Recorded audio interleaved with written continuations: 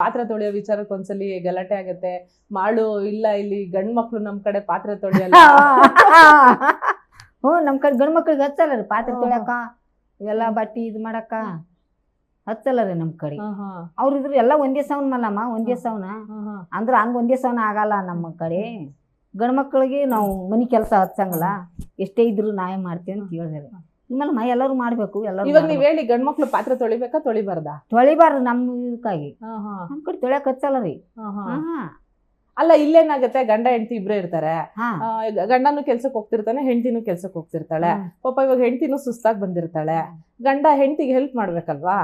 ಅದು ಏಟ್ರದಾಗದ ಇಬ್ಬರು ಗಂಡ ಹೆಂಡತಿ ಇದ್ದಾಗದ ಒಂದ್ 4 ಪಾತ್ರೆ ಇರ್ತಾವ. ನಮ್ಮ ಕಡೆ ಹೆಂಗೇನು ಒಲಿ ಮೇಲೆ ಇಟ್ಟು ಮಾಡ್ತಾರ, ಮಸಿ ಆಗ್ತಾವ. ಅಲ್ಲ ಈ ಒಬ್ರೊಬ್ರು ಹೆಂಗಸ್ ಇರ್ತಾರಲ್ಲ ಮನೇಲಿ ತುಂಬಾ ಪಾತ್ರೆ ಮಾಡ್ಬಿಡ್ತಾರೆ.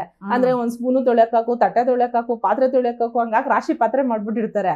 ಇವಾಗ ಇಬ್ರು ಕೆಲ್ಸಕ್ಕೆ ಹೋಗ್ತಿರ್ತಾರಪ್ಪ, ಇಬ್ರಿಗೂ ಸುಸ್ತಾಗಿರುತ್ತೆ, ಹೆಂಡತಿಗೂ ಸುಸ್ತಾಗಿರುತ್ತೆ. ಅವಾಗ ಗಂಡ ಕೆಲ್ಸ ಮಾಡ್ಬೇಕಾ ಬೇಡವಾ? ಮಾಡ್ಬಾರ್ದು ಮನಿ ಕೆಲಸ. ಅವರು ಯಾರೋ ಗಂಡ ಗಂಡ ಮಕ್ಳು ಮಾಡ್ಬಾರ್ದು. ಗಂಡ ಮಕ್ಳು ಮಾಡ್ಬಾರ್ದ್ರಿ.